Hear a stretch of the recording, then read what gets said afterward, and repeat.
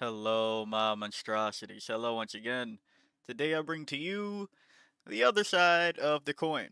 I ended up making a video that was about World Eaters, funny enough, and it ended up being like, hey, this could be an insane stat check that I don't know how many armies could actually stop. And of course, I say that in the teams format sense. I don't know how it would work in singles. Um, and if I'm being honest, I don't know. I'm not the person to ask questions about for teams format, so to speak. Um, this is just straight out theory crafted. However, today's video I do know a little something about because I do know Necrons enough. Um, One of my secondary armies. So Necrons is one that has been doing fairly well with the changes. And surprise, surprise, I know when people hear Necrons, they're probably going to go, oh yeah, it is just Hypercrypt Legion. But today, let's talk about the Index Detachment. Awakened Dynasty has been seeing play and been doing fairly well for the past month or so. I don't know how many people would have imagined that. It is also pretty funny how it seems that this entire edition, uh, every army that's been like, well, they hit my strongest thing. Let's go back to the index. Um, yeah, it's pretty funny. So Awakened Dynasty has been seeing detractors go back to it. I will say, I guess Canoptic Court was also a forerunner, and then we at least went to Hypercrypt. But yeah, anyway, Awakened Dynasty, where we're at. I was like, well, obviously the inverse of a couple of big models that can do damage should be a lot of tiny models that can take damage. That was just my line of thought. When I was thinking about what would fulfill this idea for today's video, it was between Eldar with Farseers, Avatar of Cain, Wraith Knight, Warwalkers, maybe Spirit Seers, and like Wraith Blades or Wraith Guard. That was an idea. Also, was like, well, GSC's doing pretty alright, and Aberrants are pretty tanky. Maybe you do a wave of Aberrants. That's another idea, because they also come back.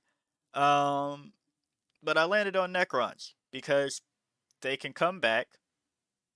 Oh, also, I should say Astra Militarum with tanks on top of Bulgrin that just got nerfed, so that was annoying. But with Necrons, they regenerate your command phase, and in Awakened Dynasty, you don't have to necessarily worry as much about the once per turn bring it back, because with Protocol of the Undying Legions, one Necrons unit from your army that had one or more of its models destroyed as a result of the attacking unit's attacks activate reanimation protocols.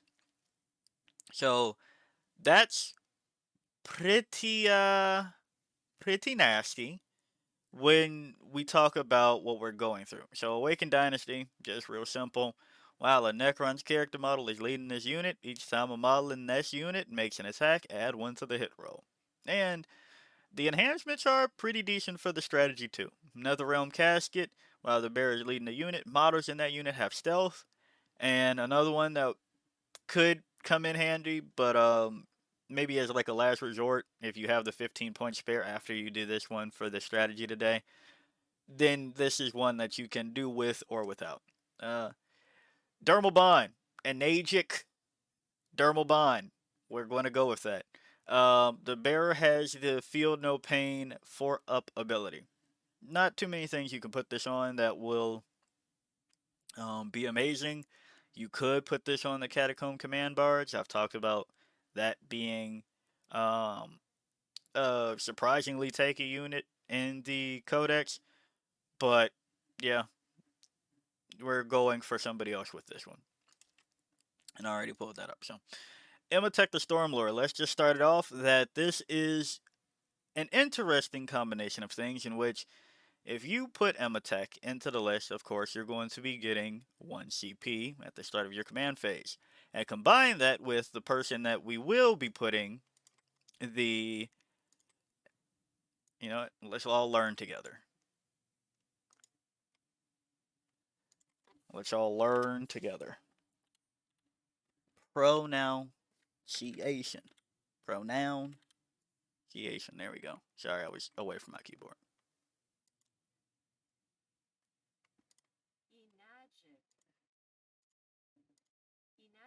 Enagic. Dermal Bond is going on to an Overlord who already has subtract 1 from attack damage characteristic into that model. Might as well give the 4-up feel no pain on top of that. So, the Enagic Dermal Bond on the Overlord. For, of course, the Lichard. This was a terror earlier in the edition. Like, I don't think anybody would say that's a lie. And the other thing about coming together with this idea of what you might want to take as the skew for immovable objects is that, well, we had Lichard, and well, you've probably seen the thumbnail. I think I've probably put this on the thumbnail. You have Lichard that are, well, kind of tanky for what you get. 10 models, while a noble model is leading this unit, each time an attack targets this unit, if the strength characteristic of the attack is greater than this unit's toughness characteristic, subtract 1 from the wound roll. So, unless they are wasting a strength 10 weapon onto the Lichard, they are getting wounded on 4s. So, yeah, there's that. T5, 3-up save, 2 wounds, 4-up invulnerable save with the shield. And of course, if you do that, you have to have the hyperphase sword. And you're not here for doing damage, you're here for taking damage.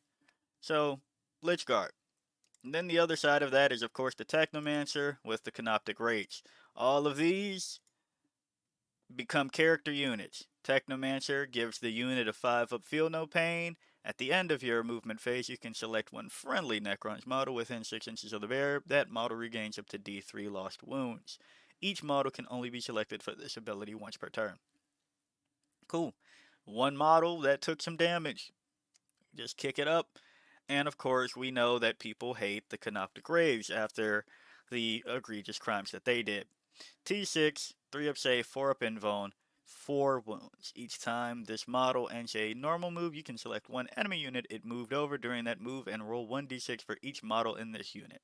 For each 4-up, that enemy unit suffers 1 mortal wound. We know it's just the fact that it's a decent profile. T6, 3, 4, 4, with 5-up feel no pain with the Technomancer. People still kind of struggle with it. They're like, well, I need that precision to take it out. Sure, go ahead. Waste on it. So we're looking at 30 models here, and then another 18, 48 models of just what the fuck. Yeah, that's an option. And then there's another option for how you can take this list to just be absurd. Maybe not absurd, but annoying as hell. I have talked about Illuminor Xeris and how you have Lone Up Light, 4-up Feel No Pain, buff the battle line. And people already hate Waves of Battle Line. I've talked about doing Silvertide in Canoptic Court because, well, you're attaching Cryptex, and you tend to have better effects, especially when Illuminor Xeris is also a Cryptek. So that's the idea here, but of course everybody else will put the Silvertide within Awakened Dynasty. And the Silvertide, this time, maybe, if you're just going for, hey, good luck lifting everything off the fucking board, dummy. Necron Warriors. T4, 4-up save, 1 wound, 20 of them. And each time this unit's reanimation protocols activate, you can reroll the dice to see how many wounds are reanimated. Which also goes to Protocol of the Undying Legions, where the FAQ cleared up that whatever happens when this triggers, they stack, basically. So if you reactivate your reanimation protocols because of Undying Legions, you still get the Necron Warriors ability of re-rolling it if you want, right? So there's that angle. Probably bring that with a Chronomancer if you are using your Technomancer onto the blocks of Canoptic Wraiths. Chronomancers, while this model is leading a unit, each time a target, an attack targets this unit, subtract 1 from the hit roll. Reactive move after you shoot. Yeah, make them harder to hit. 20 models. You understand where we're going. The other Chronomancer we should talk about is if you want to throw Orican to switch it up for one of them and give them all a 4-up invulnerable save. Pretty nice stuff there. But of course, if you're doing all of this shenaniganizing, we have to talk about something else that's tanky. That you're probably wondering why this wasn't earlier in the video, but you know, Katon Spam is tanky, but I've already talked about not too many models and doing damage. Well, we should probably talk about more models taking damage. I said that before, but that's why it's not just Katon Spam. We know it's kind of hard to lift Katon, but if you're going to have to choose just one Katon for this, choose the tankiest Katon. Why is the Shard of the Deceiver the tankiest Katon? Well, it has stealth that the others don't have, so ranged attacks -1 to hit. T11, 4 up, 4 up, 12 wounds, half the damage characteristic because of Necrodermis. You can also, well, redeploy some shit if you really need it. But Katon, Shard of the Deceiver, we're going here for a long time, not for a fun time. Yep, there we go. I should also talk about another tanky thing that if you are aiming for the Tesseract Vault angle, save some points after cutting one of the legions of maybe, or 1 or 2 of the legions of the Necron Warriors, or whatever you go about it. The Tesseract Vault, 12 wounds. 2 up, 4 up, 24 wounds, tanky. Now, this isn't the detachment in which you probably want to make a Tesseract Vault more of a pain. It's probably Obeisance Phalanx, where you can -1 damage for a vehicle. But talking about another vehicle and reanimation protocols, the Canoptic Reanimator. 4 up, feel no pain by itself, while a friendly Necron's unit is within 3 inches of this model each time that unit's reanimation protocols activate. That unit reanimates an additional D3 wounds. T6, 3 up save, 6 wounds. Nice. Have these stand on objectives, do something goofy for 75 points, whatever you need, while the rest of your shit is just hard to lift, and makes it even harder for your shit to be lifted. An additional D3 for Canoptic Wraiths or for all those Necron Warriors. Yeah, it gets pretty annoying pretty quick, or for the Lichard. All an option. So, just a quick one. I think it was quick. Who knows how long this recording's been going for. To talk about how Awakened Dynasty has been on the rise, and of course it is already winning, so if it ain't broke, don't fix it. But maybe if you are looking for something interesting to either do into your friend, or you are looking for some different skew that people probably aren't expecting in a teams format, maybe try out Awakened Dynasty Bulk for the Necrons. They come back, they keep coming back, and you don't have to worry about the once per game regenerate an entire unit when you can just keep bringing a unit to more or less full health. Because yeah, everybody will say if you don't dedicate all of your shooting to one unit at a time, they will be back. And if that unit at a time is hard to take out, they will be back.